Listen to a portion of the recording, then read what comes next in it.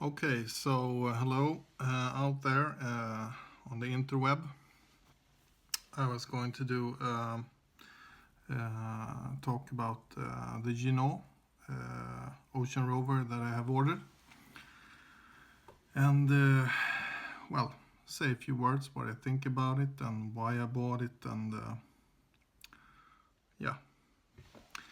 So I bought the Ginault ocean rover without date on it. Just to see what the fuss was about, and I must say that I am surprised that they have pulled off a very good homage, Rolex homage. But there are a few things to say about the watch, and I will start to talk about why I have the watches I have and why I don't have some other watches. One of my first watches that I bought actually was Rolex Submariner, and at the time when I bought it, I didn't really know what it was. I just wanted a Rolex because everybody said that they were good. But my watch story starts around 1992 when I joined Swedish Special Forces.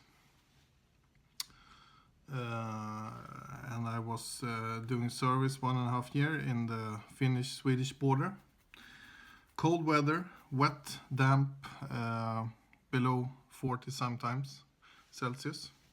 So I bought this watch. Unfortunately, the original one I sold after a while, but I have recently purchased the new model of the Citizen Aqualand 200 meters. The best thing with this is that the new model has a screwback crown, screwback case, which the old one didn't have, so you couldn't get the bushings for it. But this new one is easily serviced, and it's easy to replace the batteries if you need to do that after 4 years, I think. So a good sturdy watch that could be manhandled and take the pressure. Of course, then I started to interest myself in dive watches, and I have had about 30 of them, I think. And my watch addiction is ongoing, so I buy new and I sell the old one, and I'm a collector, of course. Well, to start understanding why I bought the Ocean Rover was that I started missing actually my Submariner, and to fill that gap I wanted a cheaper homage watch which I could dent around, because if I would break my Rolex I would not be happy. And I'm a guy who dent watches because I'm a hands-on guy, so sometimes they get a bit beaten. I have put out the watches that are in the same-ish price range that I paid for the Ocean Rover, and I will talk about the pros and cons, and what I like very much with the Ocean Rover is the size. It's very much like the Rolex Submariner size, and it's very tight clasp fitting in the back. You can see there is no space for tolerances. So the tolerances are very good in this perspective. I also like the look of the watch. It feels like an old Submariner, and my biggest issue with the Submariner was actually the Mercedes hands that I don't think look that tough. I think they're more feminine style, which I don't like. Well, what you should know when you buy an Ocean Rover is that the size is like a Rolex. So the brace is 20 millimeters. It's a small case, and it wears small. If you compare it to, say, a Turtle, that is huge compared to the Ginault. The Ginault is an elegant watch, an elegant homage.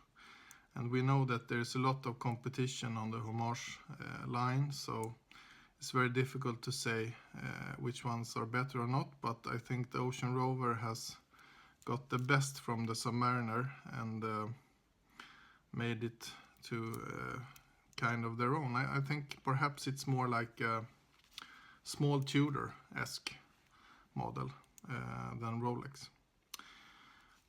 The bezel action is pretty good, but it's not the best I've seen. It's nowhere near Rolex, but it's not supposed to. It has a little bit of play. You can feel when you do it front and back, nothing big. It has a screw-in crown with bushings for waterproofing. And so this should be waterproof to 300 meters, it says. I think that the flower on the crown here is something very beautiful that more watch producers should look at, because it's the little details that hooks us. You know, if we compare this to the Longines here, they have put a very strange marking on it. I think they should remove it or do something a bit more exquisite, because that's what we pay for. Well, the paperwork comes with Ocean Rover. You get this identification card where you can, it says who owns it and who has bought it. Very nice touch. And then you have this Ginault movement feature caliber. You can see how it's running, and also very nice touch to do. Think more could do like that. And then you have this nice box, Ginault, and you have some complementary stuff like screwdriver, and you also get NATO strap for it if you want to use that. So that's a nice touch, I think, that more people could do better with. What I also like about the Ocean Rover is that it's pretty heavy to be so small, and that's very important, because otherwise it would just flap around on the wrist, and I don't want that. You know, sometimes you're on a dinner, and perhaps when you come home you want to train, and well, you perhaps take a dive if you live in a hotel or something, and you want the watch to feel that it's there and that it's sturdy, that it is doing its job. The Lume is actually very good. I will show you like this. I will loom it up. Then I will loom that up also. You can see that it starts immediately. And well, you can compare them. Now it's a bit light outside, so it's hard to see, but the Lume is actually quite good. I would say it's like the Seiko Lume, better than okay, really good. Something that I also like is the red second hand. You can see there. I think it's very beautiful, and I think it's very tasteful outlay of the watch. Something that I am a bit puzzled about is actually the name. Ginault comes from USA. It's like a Renault should come from USA, but it's a French car. But it's a good name. It doesn't say so much to me, but well, I like it, and it's okay. It's just some interesting feature that perhaps they should have had a more American spell name. I don't know.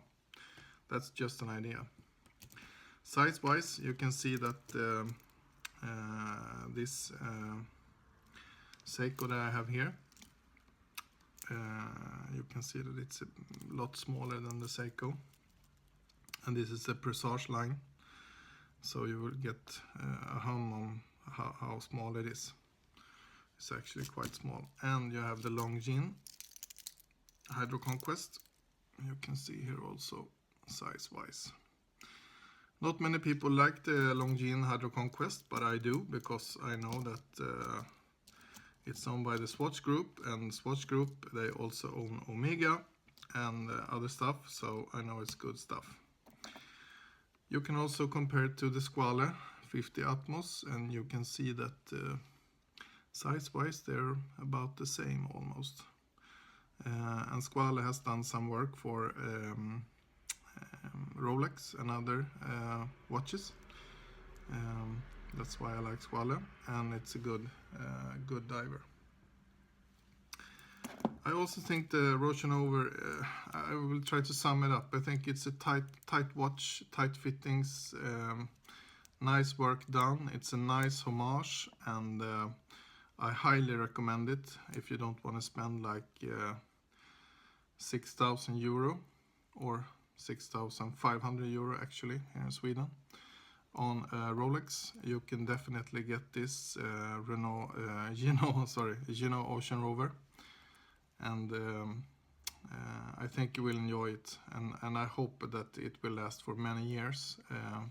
That's the thing that they have to prove, that it works in the long run, and I really hope that it does, and it will be exciting to follow this company, and I hope that they will evolve and do even cooler projects in the future. So that was all for me. I highly recommend get the Ginault Ocean Rover if you don't want to put out the cash for Rolex or another expensive watch, or a Tudor perhaps. Then you should consider buying this watch. And sometimes you have to trust new companies that are breaking new ground, and just trust that they know what they're doing, and I think this is the case with Ginault. So thank you very much, and bye.